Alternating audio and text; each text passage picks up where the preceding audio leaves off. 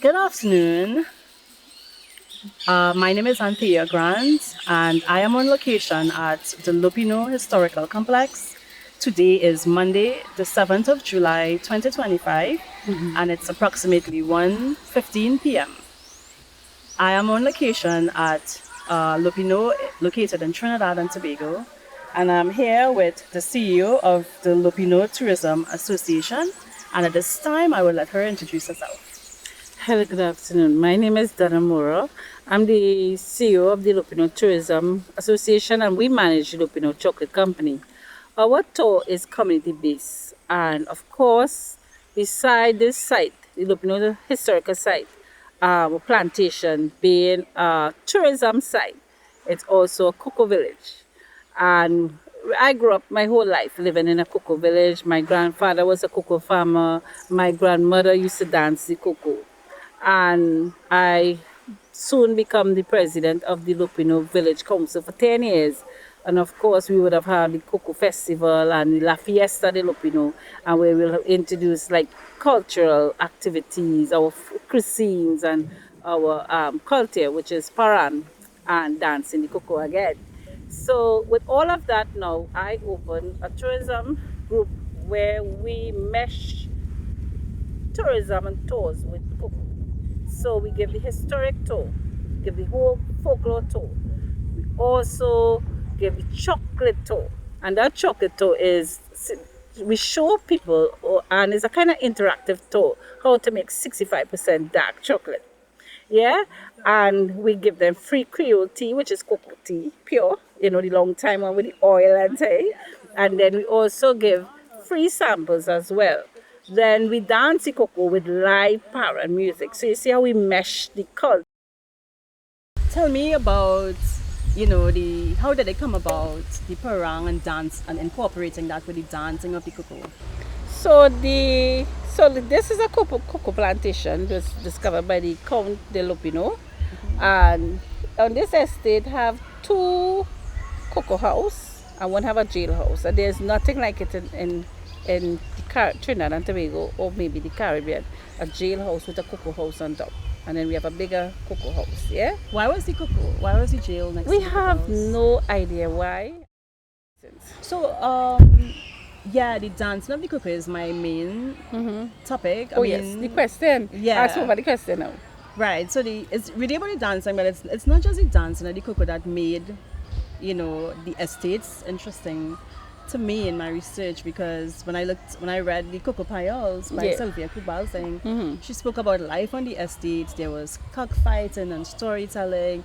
Because back then you didn't have no like internet. But that so was that life. was the entertainment and That the was life. real life. Yeah. That was life as it was on that time. Yeah. Now it's just the internet and thing.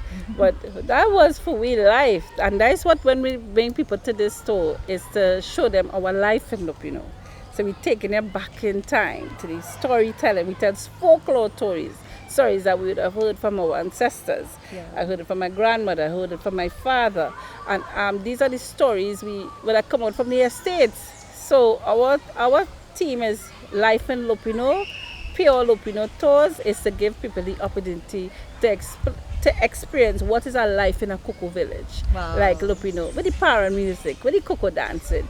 Cocoa dancing came about when when the colonial rulers would come to buy, colonial people, or let me say the buyers would come to Trinidad to buy their cocoa beans. However, the whiting on the cocoa, obviously we will suck it out, but you'll have tons of cocoa, you can't suck out, you'll get sick. So when they go to the market and they sell it, they realize they look dry and ugly and look like molds. So they had to figure out a way to get that out. So to figure it out, they couldn't use their hand when they go finish. So the way they figured it out was to dance the cocoa. Obviously, if it would be clean, and in the early 1800s, they didn't have no machinery for it. And it still don't have really no machinery for it. Right. Yeah. So what they'll do is dance the cocoa, about 6 men, and it will have others, you push them with the rabo while they're dancing. And it was harvesting time. What kind of songs used to... Well, it was the slaves. Okay. So I want to believe they had their own music at that time. Right. And then the indented laborers came to the estate.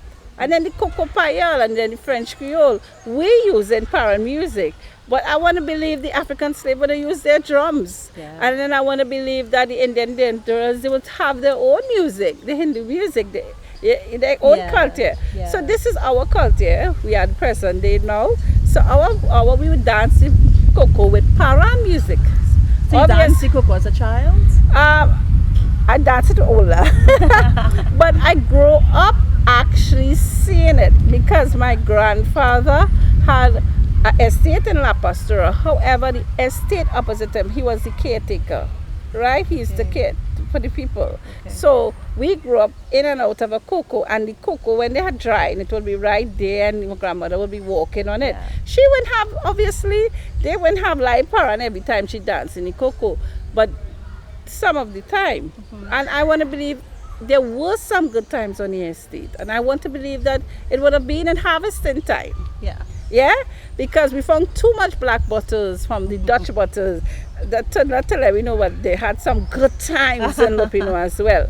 So what is the reaction of visitors to Trinidad who experienced the dancing of the cocoa for the first time? So we were talking about the tourist experience, Right. And how Right. what they think about the dancing of the cocoa. The tourist experience was amazing. We started 10 years ago, 2014, right? So 2024 would Right. make us 10 years, right? Yeah. From the first time we started introducing cocoa dancing, it changed everything. You understand? And now a lot of people follow now. A lot of people, when we started it as a tour and as something permanent in we tour. You understand? It exploded. And now we have people from all over the world, and they love it. They love it. They love the whole experience. Some people might find it uncomfortable, but why? If you go in Italy, they dance the grape. If you go in India, they dance the cashew. If you go to America, they will walk the cranberry. So it's nothing to say we can't dance the cocoa. And the skin of the cocoa is very hard. It actually needs something hard like a mortar and pestle or industrial machine to crack it in any case. Your foot not that hard enough to crack a cocoa, mind you. Yeah. Yeah? So dancing the cocoa is part of our culture, our tradition, and part of our cocoa life in Lopinot. Yeah? That's great to Yes. hear. Yeah. And finally, with new technologies to dry the cocoa, there is less need to dance the cocoa, according to some experts in the field. But what would be your takeaway to like advocate for the dancing of the cocoa? All right. Well, the people who saying that they're not from the rural community like Lopinot. They are the so-called experts, right? They're probably from Amsterdam and Netherlands or wherever, and they're saying, no, you can't dance the cocoa. We wanna do it. Cocoa has reached so much years. It's thousands of years since the first people. This is our goal. This is our culture, this is our tradition. We have been doing it for many years, and we are not going to stop because the experts say this is no longer. You don't have to buy Lopinot cocoa. We are here who understand what it is about will continue buying, and we will continue doing it our way. And we're not allowing anybody to come and tell us this is their way. We're going to continue to do it the Lopinot way. And of course, we have some farmers training, and they are not dancing the cocoa, and they have won prizes, and we are happy for them because we buy their cocoa. However, we have to keep our culture and tradition safe, and we will continue to ask the farmers to do it the cultural and our heritage way. Yeah. And not because some colonial person will come to tell us this is the wrong way after 200 or more years of dancing the cocoa. Absolutely not. Thank you so much, Ms. Mora. Do appreciate your time. You're welcome.